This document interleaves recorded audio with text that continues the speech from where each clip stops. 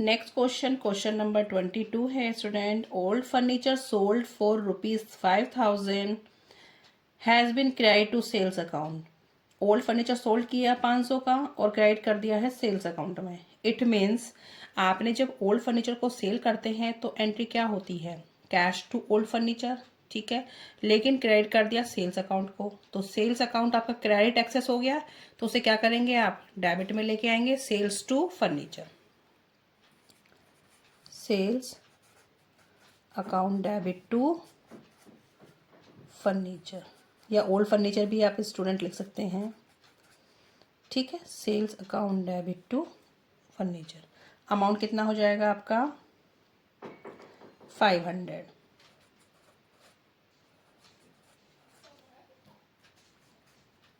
Next transaction है machinery purchase on credit from Raman 2000 recorded through purchase book 16,000। Machinery purchase करी है रमन से 2000 की और परचेज बुक में रिकॉर्ड कर दी है 16,000 की, ठीक है। तो परचेज बुक आपकी परचेज अकाउंट आपने एक्सेस कर दिया है, तो परचेज अकाउंट जब आपने एक्सेस किया है तो क्या करेंगे, आपने परचेज अकाउंट डेबिट होता है उसे आप क्रेडिट में लेके आएंगे, और मशीनरी शॉर्ट है अपनी जगह पर, मशीनरी को एज इट इज रखेंगे। मशीनरी आपकी शॉर्ट है और रमन से ली है, तो अभी एंट्री को पास करते हैं पहले, जब आपको समझ आएगा। Machinery account debit to purchase account, और रमन को भी आपने क्या किया होगा, जब आपने एंट्री परचेज में करी है तो परचेज टू रमन किया होगा, और रमन भी आपने कितने से कर दिया होगा, रमन भी आपने 16,000 से, तो रमन आपका क्रेडिट में एक्सेस हो गया है, अब उसे डेबिट पहुंचाइए। तो परचेज में आपके आएंगे 16,000, ठीक है, मशीनरी आपकी 2,000 की आएगी और 14,000 से रमन आएगा, क्योंकि रमन को आपने एक्सेस कितने से कर दिया है, 16,000 से, तो रमन से आप कितने वापस करो, 14,000 आ जाएंगे, 14,000।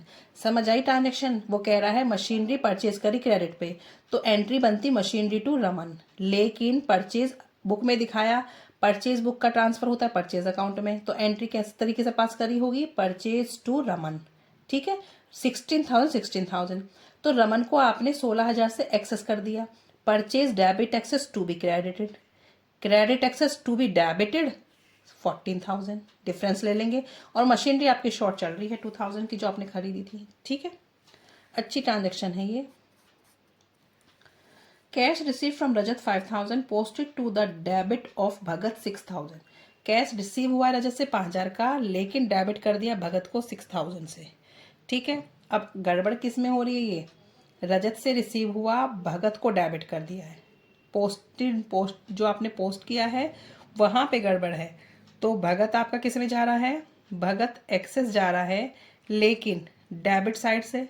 अब debit excess to be credited, तो भगत को हम पहले क्रेडिट कर देते हैं, टू भगत, और रजत तो शॉर्ट है ही, रजत को नीचे रखेंगे हम।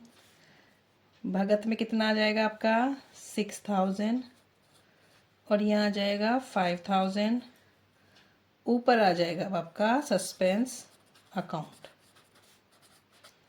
कितना आ जाएगा 11,000, ठीक है। नेक्स्ट देखते हैं, depreciation provide on machinery 3,000 posted to machinery account 300। Depreciation on machinery 3,000 posted to machinery account 300। यहाँ भी पोस्टिंग में गड़बड़ है, तो आप सस्पेंस अकाउंट नॉर्मली खोलेंगे ही, क्योंकि पोस्टिंग में गड़बड़ हो रही है मशीनरी अकाउंट के में। मशीनरी आपने जो डेप्रिसिएशन एंट्री क्या बनती है, डेप्रिसिएशन टू मशीनरी 3,000, गड़बड़ कहाँ हो रही है, मशीनरी अकाउंट में।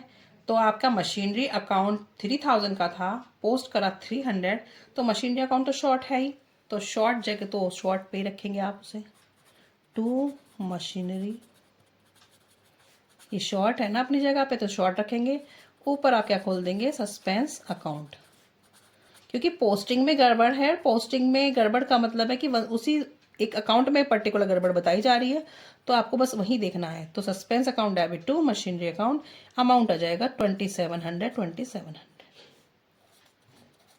ठीक है।